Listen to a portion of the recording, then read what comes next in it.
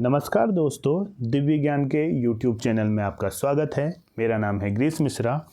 दोस्तों, आज मैं आपके सामने लेके आया हूँ शिक्षण अभिरुचि LT पर आधारित जो परीक्षा होने वाली है मार्च 10, 2024 में, उससे संबंधित 50 महत्वपूर्ण प्रश्न। इन 50 महत्वपूर्ण प्रश्नों में आपको जो LT शिक्षण अभिरुचि जो का सिलेबस है 27 उसमें टॉपिक दिए गए हैं। उन 27 टॉपिकों को कवर करते हुए जो है 50 महत्वपूर्ण प्रश्नों को आपके सामने लेकर आया हूं। उम्मीद करता हूं कि आपको ये जो सीरीज अच्छी लगेगी। अगर आप इसे जो है ज़्यादा से ज़्यादा शेयर करते हैं, अपना ज़्यादा से ज़्यादा प्यार देते हैं, तो इसी से संबंधित मैं सीरीज़ जो है आगे बढ़ाऊँगा, कंटिन्यू इसमें हम लेके आएंगे। तो उम्मीद करता हूँ आपको ये अच्छी लगेगी और आप जो है इस वीडियो को ज़्यादा से ज़्यादा लोगों के बीच शेयर करेंगे और जिससे कि ज़्यादा से ज़्यादा लोगों का इसमें फ़ायदा हो सके। दोस्तों, हमने इससे पहले LT शिक्षक अभिरुचि से संबंधित एक प्लेलिस्ट बनाई है। आप जो है हमारी प्लेलिस्ट में जाके देख सकते हैं। उनमें हमने हर टॉपिक का डिफरेंट अलग अलग जो है वीडियो बनाया है। तो 27 टॉपिक हैं, तो 27 वीडियो उसके अंतर्गत हैं।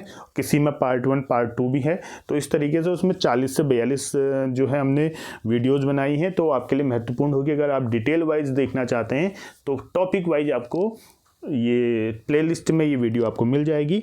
अभी हम आपको जो है 50 महत्वपूर्ण प्रश्न भी लेके आए हैं। उम्मीद करता हूँ आपको अच्छी लगेगी।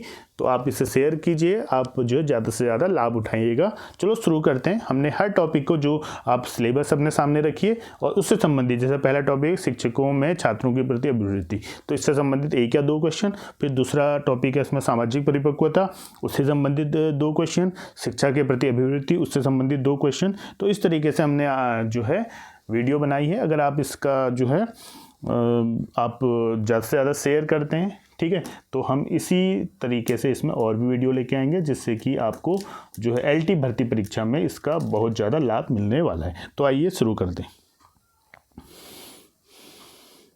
तो दोस्तों, पहला प्रश्न है इसमें, आपकी कक्षा में कुछ बालक निरंतर प्रश्न पूछते हैं, तो आप उनके साथ कैसा व्यवहार करेंगे? तो उनके साथ आप कैसा व्यवहार करेंगे? आपको उनके साथ कैसा व्यवहार करना है कि उनके प्रश्नों को शांतिपूर्ण तरीके से सुनेंगे आप और उनके प्रश्नों का उत्तर देंगे। तो वही आपके जो है एक अच्छा अध्यापक होने में आपकी जो है मदद करता है। इसी प्रकार जो विद्यार्थी संकोची होते हैं उनमें आत्मविश्वास विकसित करने के लिए आप एक अध्यापक के रूप में क्या करेंगे? तो आप क्या करेंगे? आप उन्हें ऐसे विषय में कुछ कहने को कहेंगे जो वह जानते हैं तथा अन्य लोग नहीं जानते। तो जो संकोची विद्यार्थी होते हैं जिनमें आत्मविश्वास थोड़ा कम होता है, तो आप उन विद्यार्थियों को ऐसे विषय पर कहने के लिए उत्साहित करें जिनके विषय में ज़्यादा लोग नहीं जानते हैं, जबकि वो विद्यार्थी जानता है। तो उसमें से वो धीरे धीरे बोलना सीखेगा और उनमें आत्मविश्वास का प्रसार होता रहेगा। बढ़ते हैं आगे। बालक औपचारिक तौर पर सामाजिक परिपक्वता की ओर बढ़ता है। कहाँ बढ़ता है? यानी कि जो बालक औपचारिक तौर से फॉर्मली जो है जो सोशल मैच्योरिटी है उसकी ओर कहाँ बढ़ता है? घर में नहीं बढ़ता है, जबकि कहाँ बढ़ता है? विद्यालयी वातावरण में वह सामाजिक परिपक्वता की ओर बढ़ता है। इसी प्रकार सामाजिक रूप से परिपक्व व्यक्ति अपनी बात कैसे कहता है? तो जो सामाजिक रूप से परिपक्व व्यक्ति होगा वो अपनी बात प्रभावात्मक रूप से बोलेगा, यानी कि वो इस तरीके से अपनी बात करेगा जिससे कि उसकी बात का प्रभाव दूसरों पर पड़े। इसी प्रकार आधुनिक शिक्षा का वास्तविक लक्ष्य क्या है? तो आधुनिक शिक्षा का वास्तविक लक्ष्य क्या है? बालकों में उत्तम आदतों का निर्माण करना ही आधुनिक शिक्षा का वास्तविक लक्ष्य है। इसी प्रकार एक प्रखर बुद्धि बालक यदि कक्षा में अनुशासनहीन है तो आप उसके लिए क्या करेंगे? अगर बहुत अच्छी बुद्धि का बालक है लेकिन अनुशासनहीन है तो आप क्या करेंगे? तो सबसे पहले आप क्या करेंगे? उसकी समस्या को समझने का प्रयास करेंगे और उससे संबंधित जो है आप उसमें सुधार की जो है उसके बाद आप गुंजाइश आप देखेंगे उसमें, तो सुधार करने का प्रयास करेंगे। तो एक प्रखर बुद्धि बालक है और अनुशासनहीन है। क्यों अनुशासन क्यों है? अनुशासनहीन वो क्यों है? उससे संबंधित आप क्या करेंगे? उस समस्या को समझने का प्रयास करेंगे। इसी प्रकार आत्म संप्रेषण किस प्रकार का संप्रेषण है? जो आत्म संप्रेषण, आत्म का मतलब अपने आप से, जो व्यक्ति अपने आप से भीतरी तौर पे क्या करता है? संप्रेषण करता है, तो उसे आत्म संप्रेषण कहते हैं। या फिर इसका दूसरा नाम अंतःवैयक्तिक संप्रेषण भी इसे कहते हैं। अंतः यानी जब व्यक्ति संप्रेषण अपने मन के अंदर करता है तो उसे अंतःवैयक्तिक संप्रेषण या आत्म संप्रेषण कहते हैं। इसी प्रकार संचार वृत्ताकार हो जाता है, यानी किस कंडीशन में संचार वृत्ताकार हो जाता है? यानी कि किस कंडीशन में जो संचार है एक प्रकार से क्या बन जाएगा, एक सर्कल के रूप में बन जाएगा। कब बनेगा, जब डिकोडर ही एनकोडर बन जाता है। जो डिकोडर है वही एनकोडर बन जाएगा, यानी कि एनकोडर सेंडर होता है, डिकोडर रिसीवर होता है। जब रिसीवर ही क्या बन जाएगा, आपका सेंडर बन जाएगा, तो वो कम्युनिकेशन आपका क्या हो जाता है, सर्कल हो जाता है। यानी डिकोडर जब एनकोडर बन जाता है उस कंडीशन में संचार वृत्ताकार हो जाता है। इसी प्रकार एक अध्यापक की सबसे महत्वपूर्ण विशेषता क्या है। तो सबसे विशेषताएं तो बहुत होती हैं, लेकिन सबसे महत्वपूर्ण विशेषता क्या होती है, उसकी एक अच्छी संप्रेषण क्षमता, यानी कि गुड कम्युनिकेशन स्किल एक अध्यापक की सबसे महत्वपूर्ण विशेषता है। बाकी विशेषताओं में उसका विषय का ज्ञान हो सकता है, ठीक है, उसका व्यवहार हो सकता है, ठीक, लेकिन एक अच्छी संप्रेषण क्षमता ही एक अध्यापक की सबसे महत्वपूर्ण विशेषता होती है। इसी प्रकार शिक्षक शिक्षण अधिगम वातावरण का निर्माण कर शिक्षण की योजना बनाता है। ठीक है, तो ये कथन किसका है, क्या कह रहा है, शिक्षक जो है शिक्षण अधिगम वातावरण का निर्माण कर शिक्षण की योजना बनाता है।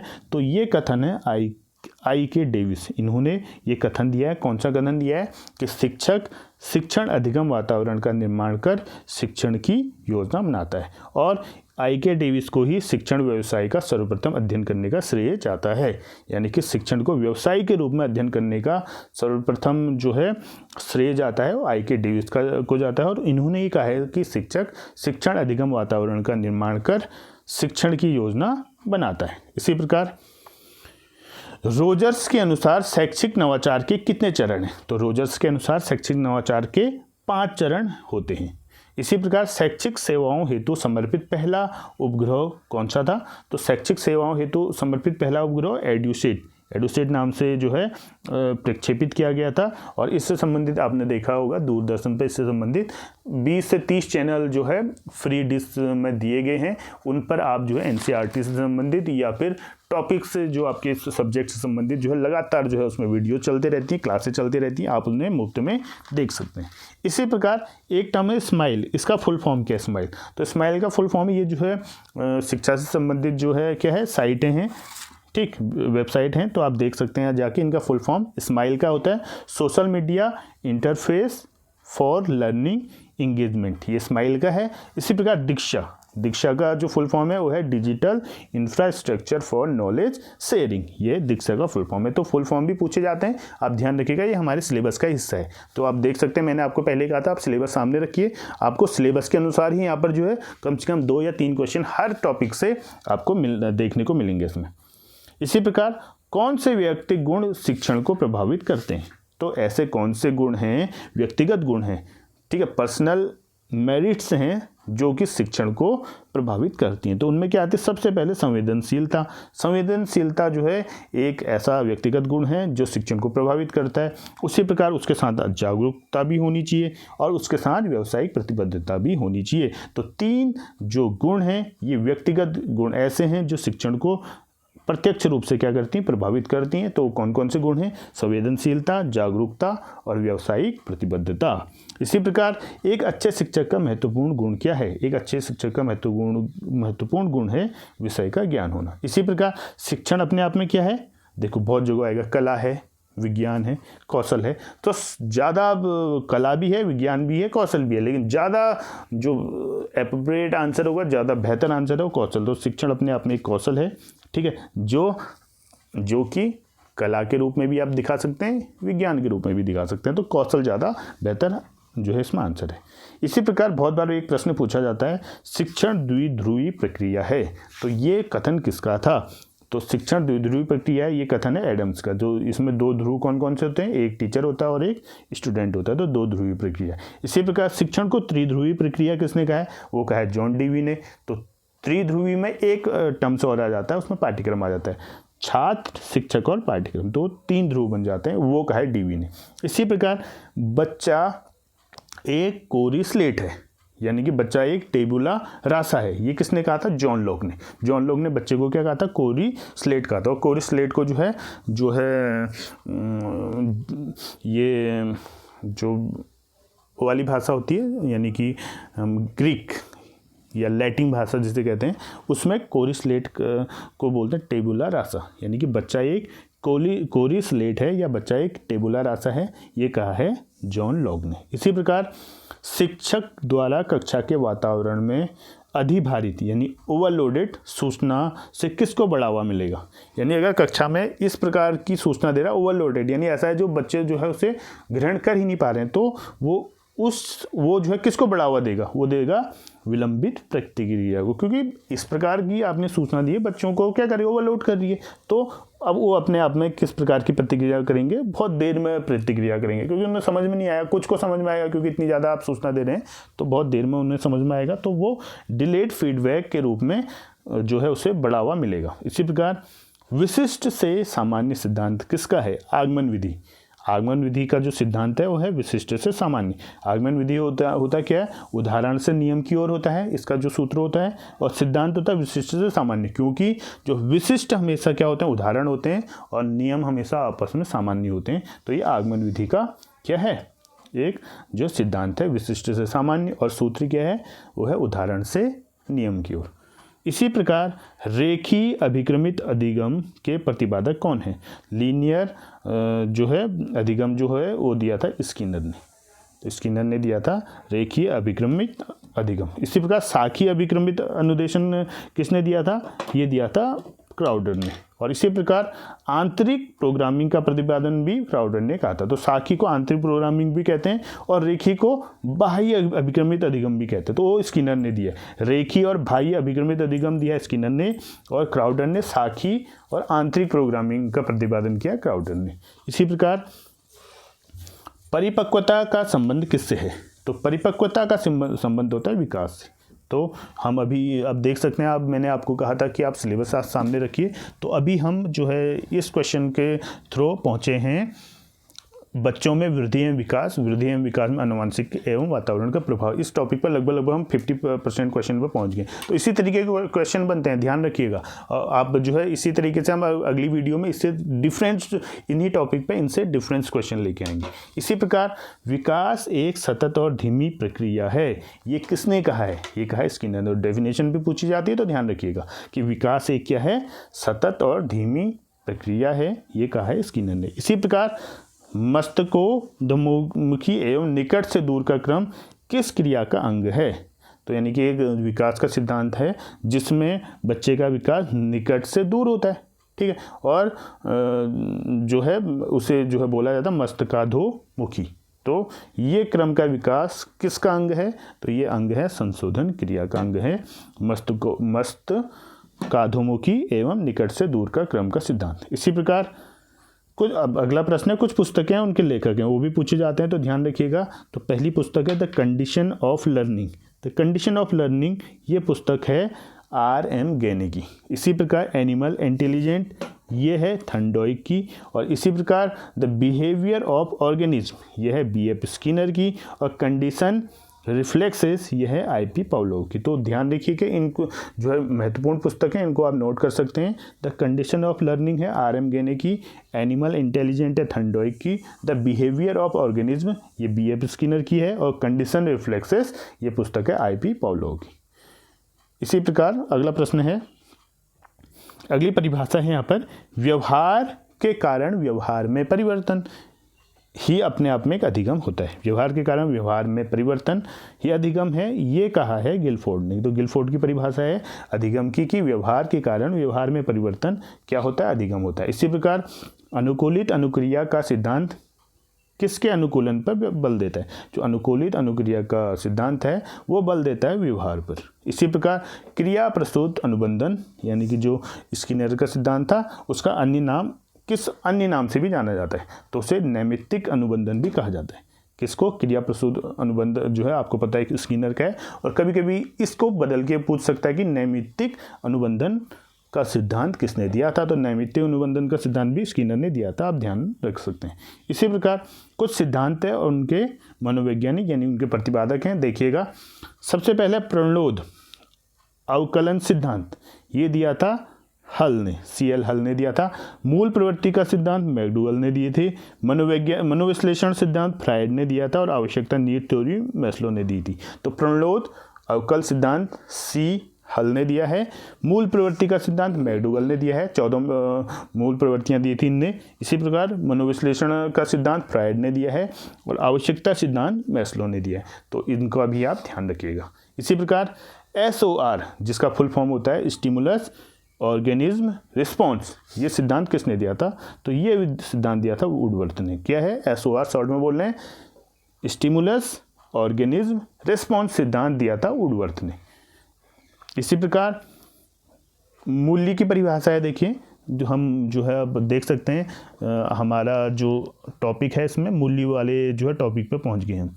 यानी कि आप देख सकते हैं इसमें व्यक्तिगत विभेद मूल्य वाला आप जो है टॉपिक देख सकते हैं। जो मूल्य क्या होता है, सामाजिक मूल्य क्या होते हैं, ठीक।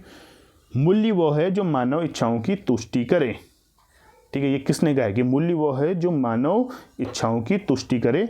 तो ये कहा गया है अर्बन द्वारा। तो अर्बन ने क्या कहा है कि मूल्य वो है जो मानव इच्छाओं की तुष्टि करे। इसी प्रकार अभिप्रेरणा किसी कार्य को प्रारंभ करने, जारी रखने और नियंत्रित करने की प्रक्रिया। तो ये जब हमने अभिप्रेरणा वाला टॉपिक पढ़ा था तो उसमें भी हमने पढ़ा था कि अभिप्रेरणा क्या है, किसी कार्य को प्रारंभ किया है, फिर उसे जारी भी रखना है और उसे फिर लास्ट में कंट्रोल भी करना है। तो ये 3 स्टेप दिए थे गुड ने। कि क्या दिए थे? गुड ने कहा था कि अभिप्रेरणा क्या है, किसी कार्य को प्रारंभ करने, फिर उसे जारी रखने और उसे फिर नियंत्रित करने की एक प्रक्रिया है, ये कहा गया था गुड द्वारा। इसी प्रकार अभिप्रेरणा के पद क्या हैं? तो देखो आप सिंपल से याद कर सकते हैं NDAGAR करके, ठीक है। कहीं कहीं NDI भी आप देखेंगे, NDAGAR। तो इसका आप देखेंगे फुल फॉर्म अगर देखते हैं, सबसे पहले नीड आवश्यकता होती है, फिर ड्राइव यानी प्रणोद, ड्राइव की आवश्यकता होती है, एराउजल उत्तेजना या इंसेंटिव भी बोलते हैं, NDI भी पढ़ते हैं उसे कहीं, नीड ड्राइव एराउजल उत्तेजना कहते हैं। फिर उसके बाद गोल डायरेक्टेड बिहेवियर, G से गोल डायरेक्टेड बिहेवियर यानी लक्ष्य निर्देशित व्यवहार होता है। फिर A से अचीवमेंट होता है, उपलब्धि, और लास्ट में होता है रिडक्शन ऑफ एराउजल यानी उत्तेजना में कमी। तो अभिप्रेरणा के पद अगर आएंगे तो आप ऐसे करके याद रख लेना NDAGAR, या फिर इसी को आप NDI करके भी पढ़ सकते हैं, NDIGAR, ठीक है। तो ऐसे करके याद कर सकते हैं NDAGAR NDIGR। तो इस तरीके से आप जो है सीक्वेंस आप पद याद रख सकते हैं, need drive arousal goal directed behaviour achievement और रिडक्शन ऑफ एराउजल, या फिर ऐसे करके याद कर सकते हैं आवश्यकता प्रणोद उत्तेजना लक्ष्य निर्देशित व्यवहार उपलब्धि और उत्तेजना में कमी। तो इस तरीके से जो है अभिप्रेरणा के पद चलते हैं। इसी प्रकार कुछ सिद्धांत हैं और उनके प्रतिपादक हैं। तो एक बुद्धि से संबंधित हम बुद्धि वाले टॉपिक में पहुंच चुके हैं। देखिएगा, एक बुद्धि का सिद्धांत या एक कारक सिद्धांत दिया था, किसने दिया है? बिने ने दिया है एक कारक सिद्धांत। द्विकारक स्पीयरमैन ने, बहुकारक गार्डनर ने, समूह कारक थर्स्टन ने, प्रतिदर्श बुद्धि का प्रतिदर्श सिद्धांत थॉमसन ने दिया है, क्रमिक महत्व का सिद्धांत बर्नन ने दिया है। इसी प्रकार बुद्धि की संरचना का सिद्धांत गिलफोर्ड ने दिया है, और पास बुद्धि का पास सिद्धांत दिया है JP पास ने। तो नाम से स्पष्ट लग रहा है पास, ठीक है, तो JP पास ने दिया है।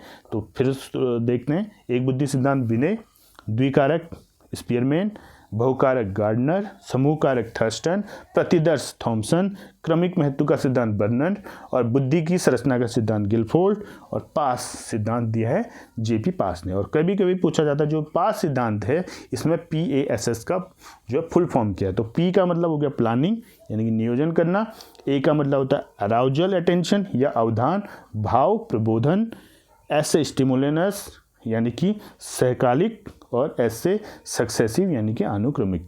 यानी कि पास का फुल फॉर्म हो गया, जो पास सिद्धांत JP पास ने दिया है उसका जो फुल फॉर्म होगा प्लानिंग एराउजल अटेंशन स्टिमुलेटेनियस और सक्सेसिव, इसका फुल फॉर्म होगा पास का। इसी प्रकार समायोजन की योग्यता के रूप में बुद्धि को किन मनोवैज्ञानिकों ने डिफाइन किया है? यानी कि समायोजन को की योग्यता, बुद्धि समायोजन की योग्यता है, ये किन किन वैज्ञानिकों ने कहा है? तो ये कहा स्टर्न ने कहा है, बर्ट ने कहा है और क्रूज ने कहा है। यानी कि समायोजन की योग्यता के रूप में बुद्धि, समायोजन की योग्यता के रूप में बुद्धि है, ऐसा जो है किन किन मनोवैज्ञानिकों ने कहा है? तो स्टर्न ने कहा है, बर्ड ने कहा और क्रूज ने कहा। तो ये 3 मनोवैज्ञानिक ऐसे हैं, अगर किन्हीं परिभाषाओं में बुद्धि को समायोजन की योग्यता के रूप में दिखाया गया है तो आप इन 3 ऑप्शनों पर जाएंगे, इन तीनों में से अगर जो होगा वो आपका सही आंसर होगा। ये शॉर्ट ट्रिक आपको बता रहा हूँ कि समायोजन की योग्यता के रूप में बुद्धि है, ये किन किन मनोवैज्ञानिकों ने कहा है, स्टर्न ने, बर्ड ने, क्रूज ने। इसी प्रकार बुद्धि को सीखने की योग्यता, जिस परिभाषा में सीखने की योग्यता शब्द आ रहा है तो आपने सीधा गाल्टन, डियरबोर्न और बर्किंघम के रूप में चले जाना है। ठीक है, तो समायोजन की योग्यता के रूप में परिभाषा आ रही है तो स्टर्न, बर्ड और क्रूज के रूप के साथ जाना है। सीखने की योग्यता के रूप में अगर आई है बुद्धि तो आपने गाल्टन, डियरबोर्न और बर्किंघम के रूप में जाना है। और अगर आता है कि बुद्धि अमूर्त चिंतन करने की योग्यता है तब आप बिने और टर्मन के पास जाओगे। यानी कि अगर आएगा कि बुद्धि अमूर्त चिंतन की योग्यता है, ऐसा किसने कहा है, तो आप बिने और टर्मन के रूप में जाएंगे। तो बुद्धि की 3 परिभाषाएं 3 तरीके से पूछी जा सकती है, समायोजन की योग्यता, सीखने की योग्यता और अमूर्त चिंतन की योग्यता। तो समायोजन की योग्यता के रूप में बुद्धि को स्टर्न, बर्ट और क्रूज ने कहा है, सीखने की योग्यता के रूप में बुद्धि गाल्टन, डियरबोर्न और बर्किंघम ने कहा है, अमूर्त चिंतन की योग्यता के रूप में बुद्धि को बिने और टर्मन ने कहा है। इसी प्रकार राष्ट्रीय अस्थि विकलांग संस्थान कहाँ है? ठीक है, राष्ट्रीय अस्थि विकलांग संस्थान कहाँ है? ये कोलकाता में। अगला प्रश्न है संप्रेषण संबंधी अक्षमता, यानी कि जो कम्युनिकेशन से संबंधित अक्षमता है उसे क्या कहा जाता है? तो उसे कहा जाता है डिस्फेजिया। इसी प्रकार अधिगम का पठार क्या होता है? अधिगम का पठार क्या है? अगर अधिगम में क्या है, अगर अधिगम के सीखने में अगर क्या आ जाए, अगर कहीं पर अवरोध उत्पन्न हो जाए तो उसी को अधिगम का पठार कहते हैं। यानी कि अधिगम में अवरुद्ध वर्धन ही अधिगम का पठार है। इसी प्रकार समन्वित शिक्षा की सफलता निर्भर करती है।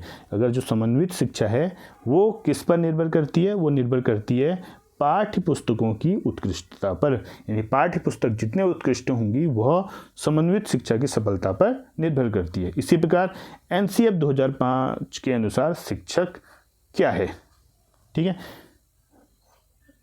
एनसीएफ 2005 के अनुसार शिक्षक है, एक क्या है, सुविधादाता के रूप में।